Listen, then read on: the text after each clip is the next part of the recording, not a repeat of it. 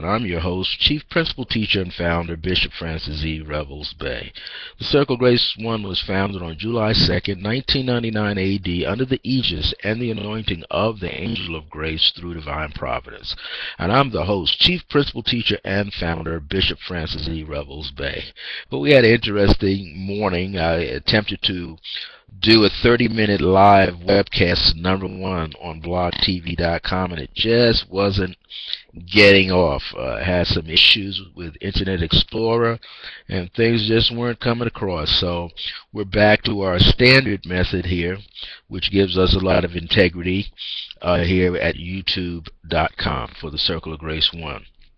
One of the things I want to let this be known, this is a pre-recorded video streaming program, and this will represent live webcast number 1 for the other channel that I should have been on this morning for the Circle of Grace 1. And what I want to do is I want to keep the theme of once a month on every first Sunday, which is today's date is January the 6th, 2013, to come on with some information like I used to do. Many of you used to watch me on Ustream.tv. Live stream, which was formerly Mogulus. I started back on November the 2nd, 2008 on Mogulus, and then they switched it to call it live stream, and I kept going, and then in July 2009 I jumped from that website over to Ustream.tv and worked there for a long period of time with the channel Circle of Grace 1, and that allowed me to do a lot more, like a broader platform. And now we're going here doing a lot of information on YouTube, and now I have the opportunity to put up longer segments, longer shows. They're still pre-recorded, but they're longer shows. And so today I get an opportunity to explore numerology just like I used to. Now whenever I do come on live, whenever I can find that right channel, whether it's back to Ustream or blogtv.com on the first Sunday, I'm thinking of coming on at 10 a.m. in the morning Mountain Standard Time on the first Sunday, so that the West Coast can get it at 9, Central Time Zone can get it at 11, and then at 12 noon, people out on the East Coast can watch that show on the first Sunday. And then I'm going to also come on every weekday, and I will probably do a show in the morning on a Monday morning, or I might choose a Wednesday morning. I haven't really decided. I may really go with a Monday morning show, and this way, on a Monday morning show, I can come out and have another extended version of Decree and It Shall Be. If you'd like to be in touch with me, you can always email me at any one of these 3 email addresses. iam.circleofgrace with the number 1 at the end at yahoo.com, or iam.circleofgrace with the number 1 at the end at gmail.com, or Bishop Francis, written as one word, BISHOPFRANCIS, at circleofgrace with the number 1 at the end .net. And those are the 3 email addresses that you can use to connect with me. Maybe you might have some further questions that you'd like to make. And if you're on YouTube already and already subscribed to me, you could send me a personal message and ask a question that way about any of the material that I'm coming across. Well, right now, I'm quite sure that everybody knows that 2013 is a universal 33, which is a 6th universal year. 33 is a master number in numerology. And when you look at the number 33, there are other numbers there. There's the compound root number, which is the 30. Then 3 plus 0 is 3, and the 33 itself as a master number. And so what does this really tell you? Well, in brief, the 30 means for you to go within. When you're going within to meditate and reflect on some ideas, on some thoughts, on some challenges perhaps, or some projects or things that you're trying to place out and plant into the soil of the divine consciousness, as well as your own consciousness, to watch things blossom. And then come back into the external, into your waking state, more beta action-oriented state in your thinking, and then act upon those seeds and those ideas that you reflected on during your moments of meditation. Then the 3 is learning how to use creative self-expression, either through the written or the spoken word. Many of you are great orators and don't know it, great motivational speakers and teachers and educators. Many of you might go into the fields of the fine arts as an artist or a painter, or you draw well, or you might go into music, art, drama, dance, film, or maybe you're an actor where you're just going into maybe even comedy routines and things of that nature. So this is showing you with the number 3 that you have the energy, but you need to have discipline and you need to have focus. So that's the nature of this 30 compound number, which means you have to already have a certain amount of self-discipline and focus to be able to go within, to be able to meditate, to be able to reflect on the things that you're working on, the things that you're working through. And so the number 3 is the pleasure and the excitement of learning. And it's also the nature of the number 3 is like children. It's a Jupiterian quality. It's an expansive kind of energy that you're putting into motion. The 33 is a master number.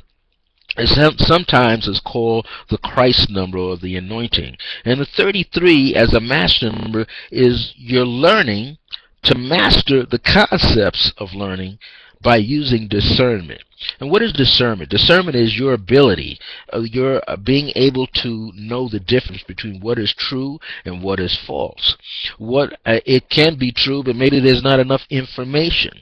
It may be false, but may not have enough information for you to be able to gather together, to be able to give the process its proper due, and to give everything that you're putting into it its proper energy.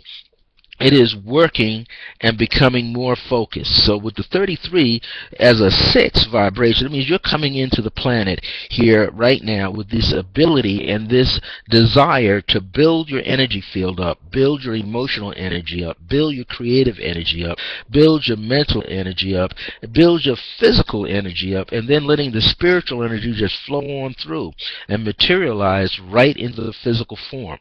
And so here, the nature of the 6 is balancing your personal and your professional life amongst your community presence and the presence that you have with your family. So that, let's say if you were a person into business, yes, you're out there and you're working, you're branding your name, your business, you're out there, you're connecting, you're relating to people, you're sharing ideas and thoughts. Maybe you're sitting down and having a big conference with a lot of CEOs and COOs, but in the long run, you still have to interact outside of that business environment, outside of that professional environment. So therefore, if you have a family, maybe you have a spouse, maybe you have children, you're trying to balance that as well and to get more balance. The nature of the 6 is not only balancing your personal life, how you relate to yourself, balancing your spiritual life, how you relate to that, balance with your family if you have one, or with your friends and associates, and then with your business or your professional or your working environment. Now, if you imagine if you're covering all 4 of those or 4 or 5 of those, it's all about your relationship and what kind of angle, what kind of perspective that you are working with, and what kind of perspectives you acquire, that you learn. And so it's really about everything in its proper perspective. Balance is essential in our life. Now, it also speaks of the Venus influence, which all goes into love, but it's not necessarily the emotional love that we see in movies or we read about in books. It's really about the energy. Really about the energy of really connecting. And one of the things you want to be able to do is you want to be able to connect in a way that is harmonious. Okay? So in this nature of 6, the actual love is more like compassion. And as long as you have a lot of compassion, compassion is what you need. It is it's being anointed with unconditional love or divine love.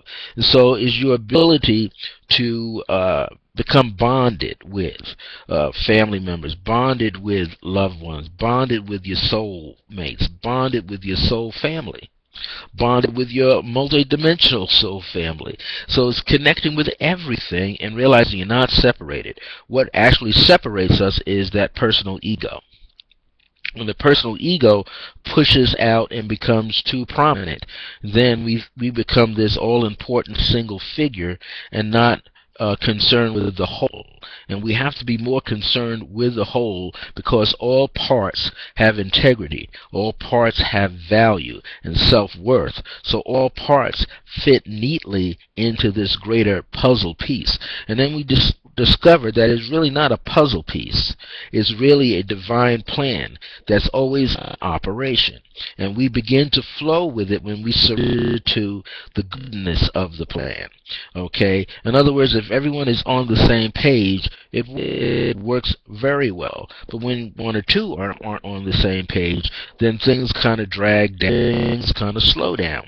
So if you have this connection and you're able to relate yourself, you're able to align and attune yourself for a greater cause, you do it with understanding, you do it with greater compassion and awareness, unconditional love, and then your memory kicks in. So you have the ability to remember how to be aware, remember how to be more compassionate, remember how to have more conditional love.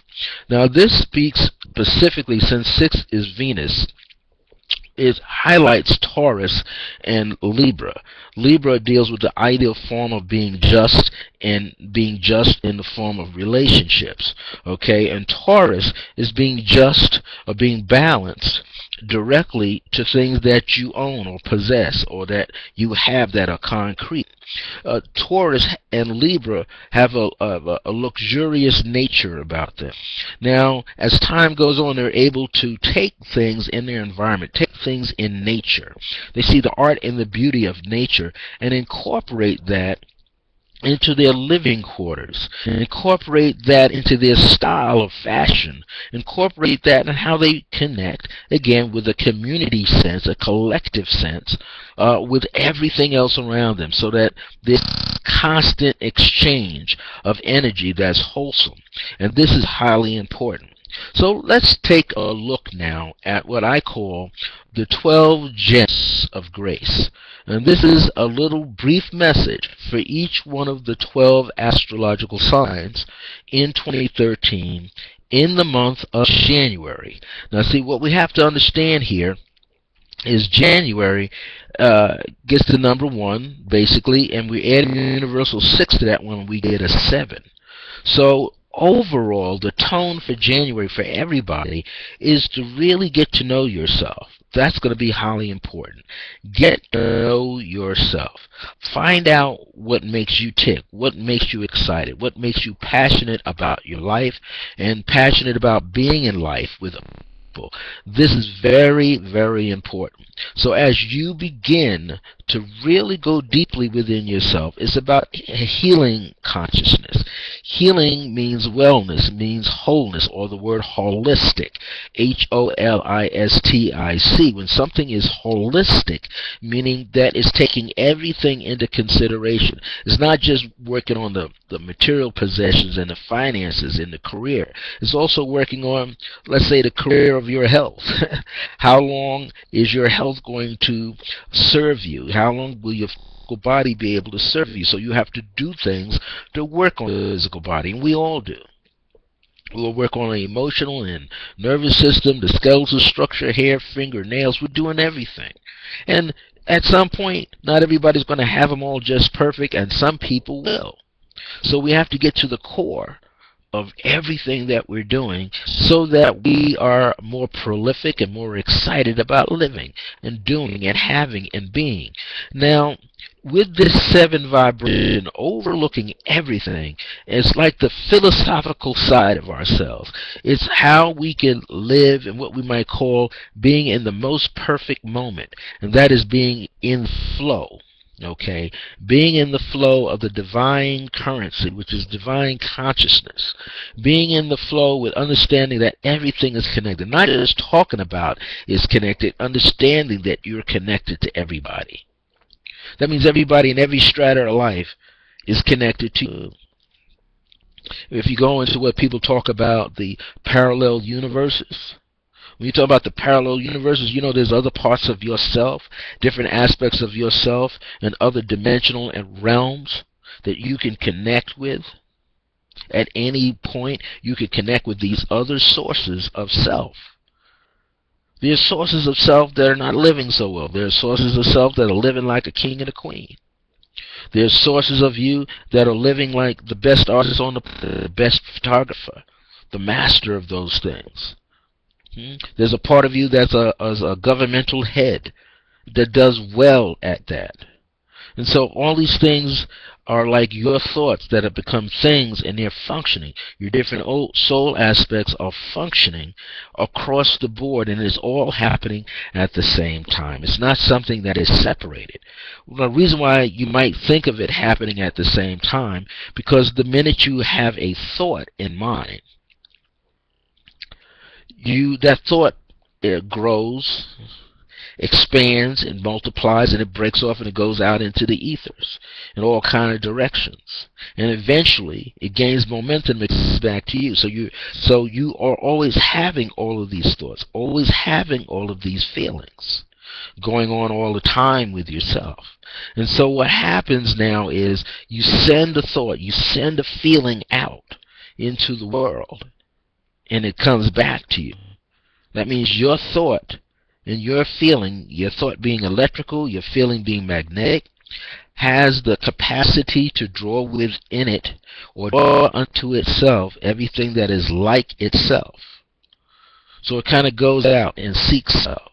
If you're a person that has a great deal of love and compassion for humanity, and that becomes who you are, then that energy is on you so intensely and so comfortably that is able to reach out and draw everything that is like itself. So everyone that is like you on some level, every experience that's like the things that you love to do becomes a part of you, and you begin to gather more and more and more.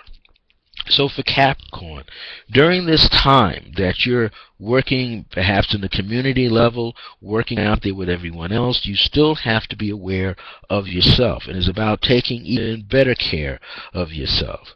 But it has to be aware now that you're in front of an audience all the time, whether it's a small audience of family members and close friends, or people that you don't even know, or people on the workforce. So you find yourself in the public eye. So everybody's going to be watching what you do. So for you, it is good to have your standards and your integrity in place. And this way, people aren't questioning who you are. They're not questioning the value of who you are. They're not questioning your teachings. They're not questioning you, the individual. They can see it clearly. If you're born under the sign of Aquarius, avoid being overly analytical. See the big picture that you need to see. In other words, link all the pieces together, all the puzzle pieces. Link everything together. Watch what you say, and especially to any family members. So you're going to be concerned. So you're going to be feeling one way, and you're going to be thinking one way, but you need your thoughts and your feelings to come together and be one unit. And this way, when you're dealing with family members, they gain what they need to gain from you, and it's a sense of healingness and wellness. But if you're at opposition in your thoughts and your feelings, then that's what they receive. So therefore, they don't understand. Maybe they want to criticize more. Maybe when you say something to them, it is overly critical to them. So you don't want to miss any points now around you. You want to go within, which is the nature of that 7 month quality for the entire month of January. But as an Aquarius, you want to be able to step in and create a balance between the thinking part of you and the emotional, psychic, spiritual side of you, between the analytical side and the very intently observing side of you. If you're born under the sign of Pisces, don't become too emotional in the month of January.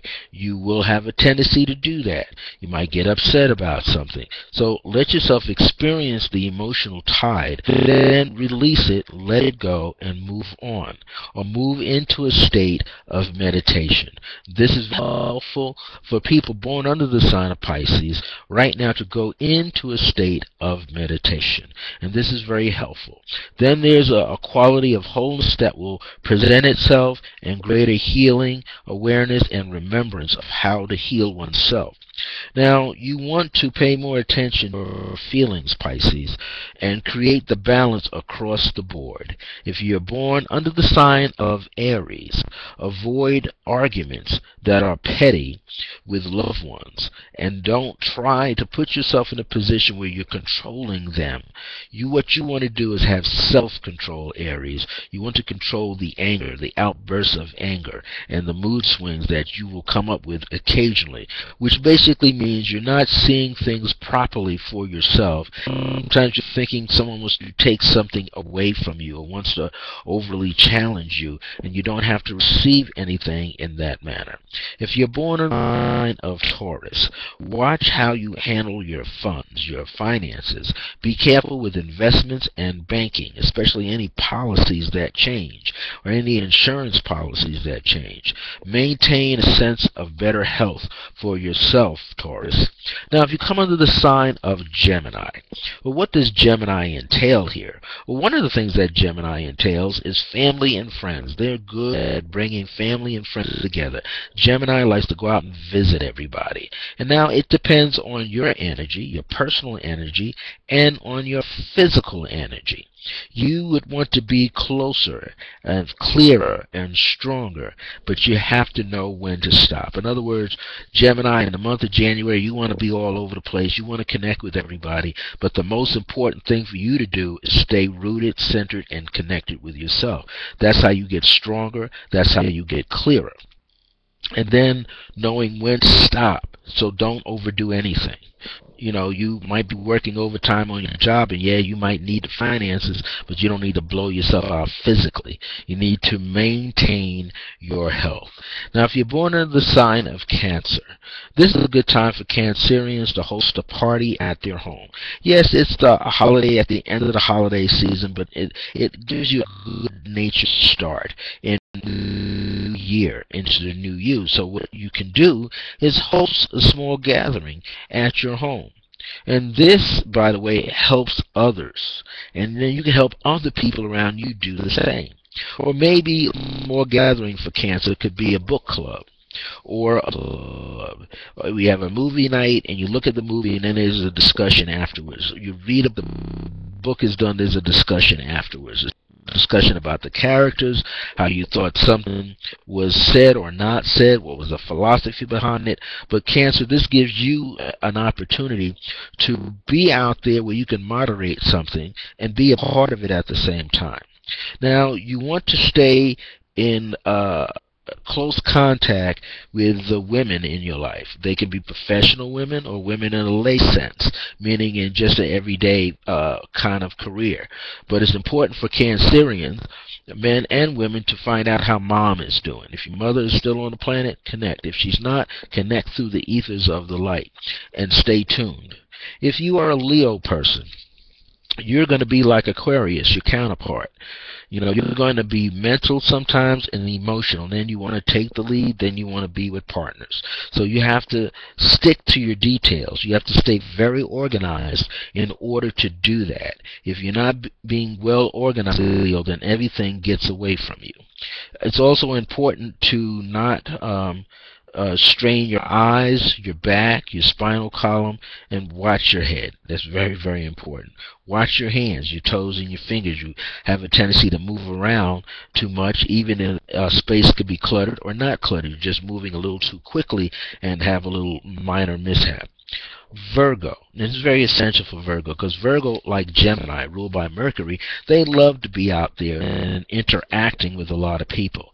One of the things Virgo needs to do during this time is to slow the energy down just a tad. In other words, don't overbook yourself with a bunch of things that you got to go to, when you can just go to 2 events and make that all right, okay? Because you'll have plenty of time to draw in what you need. You have plenty of time to draw up a mission statement or an idea or a vision board, and then see it follow itself out, see it carry through. This will be good for Virgos to pay attention to your health. health, and work smart. Be fair and just in the nature of business, and you'll be fair and just in the nature of your body. This is very, very important. You have to find the balance all over the place. Now, Virgo, like Gemini, race about. Meet as many people as you want. You want to network, but take more care of yourself. You want to exchange energy real fast, but take better care of yourself. What good is exchanging the energy if you got low energy, like low blood pressure? So why feel like you're sluggish and you're tired and trying to connect when you can be at the top of your health game and then be able to connect? So that's something you want to be able to do. If you're born under the sign of Libra. Now, Libra, you got to be very careful right now around the thought of relationship energy. You have to watch what you say to loved ones. There's a tendency for Libra to get very emotionally excited, very much want to be very parental, want to be the guardian in the relationship, a guardian in the home, and therefore sometimes may say something that could be quite offensive or hurting to other people. So Libra, you should be very important. Also, you're good at giving out criticism, but it's your turn to graciously accept criticism, because everyone can see the things that you need well. Stop being bossy and controlling with loved ones. So let's say you've got some children, and they're at the age where they start dating and getting out there with their friends or hanging out. You want to get into a position where you could trust your child. Okay, you want to get in that position where you could trust that they will be okay, that they know right or wrong. As I said earlier, it's about discernment. Okay, so you want to be able to discern the truth. You want your children to be able to discern the truth and make the proper choices, healthier choices for themselves. And this is very, very important. Now, if you come under the sign of Scorpio, you must pay attention, strict attention. You might want to tell everyone what to do, but don't do that. Don't tell everybody what to do. It'd be in your better interest to remember that they have feelings. So use kindness and tact. Become a diplomat. Scorpio, you have to be a diplomat. When you're working around other people who have very strong personalities, very strong emotions, you don't need to be in the middle where you feel torn between the aggressive and the non-aggressive personality. What you want to be able to do is you want to be able to relate to everybody. So this will be highly important to use the psychic, intuitive nature that you have, clairvoyant, clairaudient, clairsentient. Be more of an empath as you're dealing with people. And avoid arguments at all costs. These arguments are not going to get you anywhere. It's just going to burn you out emotionally and mentally. And last, for Sagittarius, you love to learn new things, it says here. Be active with exercise and right foods and plenty of rest. You can and will connect with younger minds, so be prepared to help them learn to express themselves through the written and the spoken word with integrity, to have a lot of integrity. That's highly important right now. Now, one of the things I want to go into with this live webcast number 1, which is really a pre-recorded, uploaded show here for the Circle of Grace 1 channel. This is something that I had shared last month with many friends and associates, and it's called L.R.D.P. Now, I may have mentioned it here before, so I want to bring this out again. And what does that stand for? It stands for lift, release, dissolve, and purify. Lift, release, dissolve, and purify. It's about changing your realms of consciousness. Now, we're in this new time. Now, at the time when this came to me, partially channeled, and then I was able to go into an meditation and get the information and utilize it with a loved one that I was doing some healing work with. We're creating balance together for them. I came to the point that our words are like angels. And when our words are like angels, it allows us to map out a greater picture and create healing all the way across the board. Now, when I wrote this, it was about being in a format of a new day, a new era of time, where we are having a raised consciousness. Some call it stepping into the fifth dimensional range, the solar consciousness, where our word becomes materialized. Our word was manifested in our minds all the time, but now it stands a better chance to be what? Planted deeply in the consciousness, in the subconscious parts of ourselves, so it begins to produce good crop. It begins to blossom quite well. And so in this process, it is a coming together of the divine feminine and the divine masculine at the same time. Men have been in their glory, lost their ship, lost their way, and women are stepping into the glory and will be able to put things on the right path. This does not negate man at all. Man just tunes into his intuitive nature and his psychic nature, right, and then balance that off with the analytical nature, where women is already in the psychic, empathic, intuitive range, and she's balancing it with the mental range. Okay, so we're seeing women in business, and we're going to see more women in business. You're going to see more women in government. You're going to see more women taking their natural places, and you're going to see men be supportive, more supportive than ever before, being the woman's cheerleader. That's going to be important. What we're going to see here is that there are sparks of divinity which awaken us through the journey. Now, I've experienced it through what is called a Shaktipa.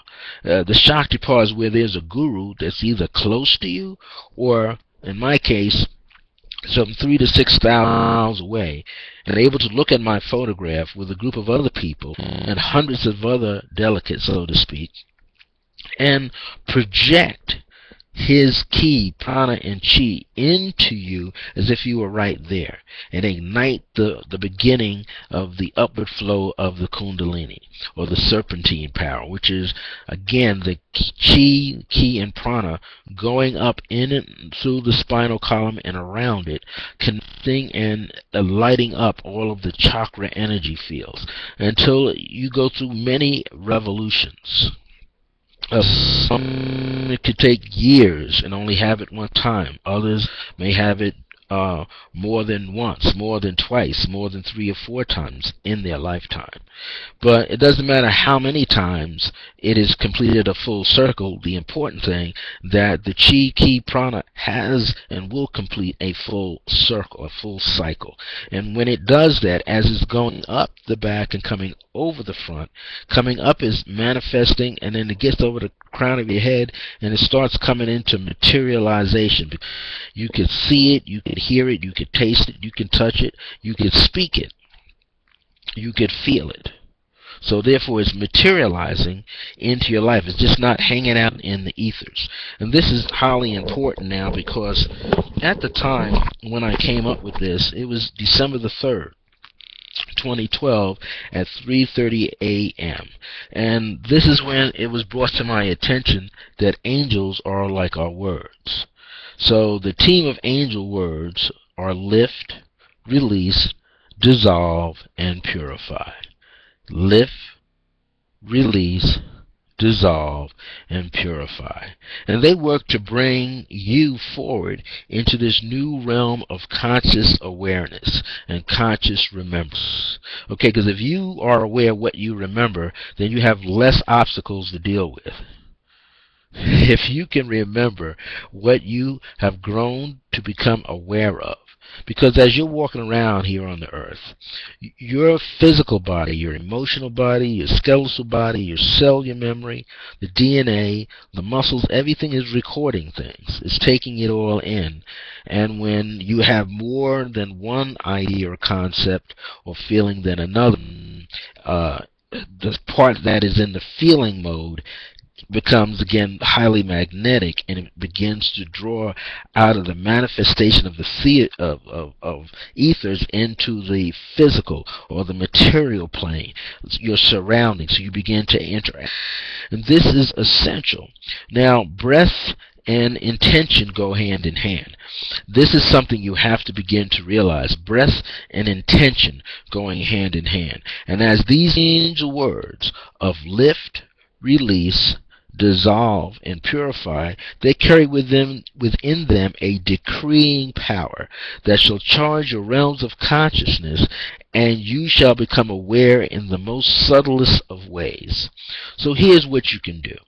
You establish first a rhythm of your breath by paying more attention to your inhalation and your exhalation. Now, you inhale to the count of 4 or 4.5 beats, which is 1 second for each beat as you inhale. And then you exhale for the same length of time, which is also about a second or a second and a half. So you're doing this process over and over and over. You're allowing the abdominal area beneath the membrane there of your diaphragm to push out, causing the diaphragm to pull down as you inhale, even in a deeper sense, and your breath becomes like an arrow. The bow, it becomes the diaphragm, and you release it, and as you exhale, it presses everything up through the lungs and out. So at the same time, things that you no longer need or you no longer need to engage in, you can exhale it away. You can inhale and begin to etherically draw into your life those things that you desire, the people and the experiences. Exhale it away, old data and static energy, and inhale things that are new. And you establish this. So as you inhale, you mentally say to yourself, lift. Whatever's inside of you is going to stand up and get released. And as you allow yourself to naturally come to the end of that breath, prepare to exhale. And as you do so, audibly say out loud, lift. So you hear me? I said, I'm inhaling quietly, I say lift, but when I exhale, it's audible, lift. Now as you do that, this expression of the breath gives yourself a moment where you can feel 5-10 seconds or more until you begin to feel this energy. And what's going to happen is you're going to get a tingling sensation in your body. You're not going to faint, but you're going to get a tingling sensation throughout your body of something lifting out of you. And as it lifts up into your auric field, in your auric field at arm's length distance all the way around you in all 6 directions, including diagonal, which makes it 8 or more, what happens is as you lift it up out of yourself, out of your surroundings, out of your ethers, and then you start thinking about releasing. And again, you inhale and you say release to yourself, and then when you exhale, you audibly state release. And what happens is you begin to feel again that tingling sensation that you have pulled something up that is no longer desired, no longer needed, no longer wanted, and now you're willing to release it into the universe. Now, releasing it into the universe means that it will dissolve. Now, we use the word dissolve instead of destroy, because destroy means that you're doing something with anger. Dissolve means you're doing something more with compassion. You're more cognizant of the grace and the beauty and the harmony that you have on the inside of you. So now you're releasing that information, and you're allowing that information to get out. So it's being released. In other words, being handed back to the divine. So it becomes more purified. And then something happens when we see that it's going to rain. Don't we get this sensation of precipitation? That means as the humidity began to happen, the magnetism and the currents of the air allow the water of the earth begin to get drawn up into the atmosphere, and clouds forming. You see water on the earth. You see some water on the land. You might see a little bit of dryness, but it's there. There's water veins running through the earth. And as this process begins to take place, when the clouds get impregnated with the water, get heavy with the water, it releases. In other words, condensation builds up, it gets heavy, and it has to rain. It has to release it. So there's a cycle right there, a continuous cycle in nature that's going on all the time. Your life, does the same. It functions on a circle. That's why I call the spiritual and metaphysical ministry the circle of grace 1. The first grace was my mother grace, my own mother. The second grace was the angel of grace. There's a circle of the first grace, the circle of the second grace. Then there's the circle of grace upon me as I go through my daily routines, interacting with different people. And so you have to understand that after you lift something and after you release it, it has to get dissolved. It has to get broken down again so it can be properly in the earth, properly in the soil of materialization, where it can get cultivated with emotions, get cultivated with pure thoughts, get cultivated with pure feelings, get cultivated with what? Intentional thoughts, intentional feelings. One can meditate upon it to assist it on its journey. And you can continue with this process, and then you get into the state of purification. And that means you take it back to its primal source, you see. Have you ever thought about that? The thoughts that you have can be taken back in your consciousness, can be resolved in your consciousness, can be reviewed in your consciousness. You see it in its most purest, pristine form. You begin to see the fiats, F-I-A-T, the divine spark of what gave birth to your thought forms and thoughts, ideals, philosophies. And this is something that you're doing all the time. So as you realize that you're doing this all the time, you begin to realize that what you are thinking, what you are saying, what you are doing, what you're not thinking, what you're not saying, what you're not doing, whatever you're feeling or not feeling, all of that is what falls under the heading of creativity. Is placed deep within the womb of your own consciousness, called your subconscious self, where it begins to proliferate. You got so many ideas going on that eventually it just categorizes. But if you are totally aware, totally consciousness, in your state of remembrance, you can speak to your body, all the zones of your body, and say, capture, bring together the manifestation and the materialization when you capture the idea, capture the feeling, and then properly display it, properly cultivate it, properly grow and blossom. This is very essential to who you are. Because when you're thinking about lifting and releasing, the next stage is to dissolve so that the excessives are taken care of.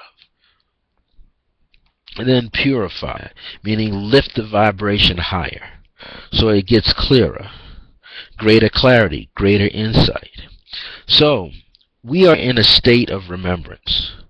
This is the most important thing amongst many things I've said right now in this pre-recorded live webcast, #1 for Circle of Grace 1. We are in a state of remembrance. The Angel of Grace presented that to me on July the 2nd of 1999 AD, that we are entering in this entire millennium of 2000 in the age of remembrance. This entire millennium from 2000 to 2999 is the age of remembrance. The job, quote-unquote job, of these angel words that you have, the angelic words, is to remove from your consciousness that which no longer serves you for your highest good. Which also means sometimes there are many people in our lives that have become like baggage, emotional baggage and mental baggage and physical baggage, where it just wears you out. And sometimes when it calls for it, when the opportunity presents itself, you have to release them. You have to lift them up out of your life, release them, and dissolve the bond for a moment. Because remember, we're all connected. You're dissolving the old negative ties, cutting away the old negative ties, the old negative thoughts and feelings. the old remembrances and things that you were aware of that were distasteful, that was holding you back. So you for a moment in your life, you basically disconnect. That's what dissolve is. You're disconnecting yourself. Dissolving that old situation that no longer serves neither one of you. And when you do that, you're releasing it to its highest good. When you release it to its highest good, that's where it becomes more purified, because it is getting released. So upon doing that, this stagnant energy has to transform. It has to change back into a pure form. It may start all over again. Or it may start off from a point when it was at its most pristine, high-quality value, and can still continue on. All things have a consciousness. All things can remember. All things that are living within this DNA structure, within the God universal DNA structure, can remember. So what can we remember?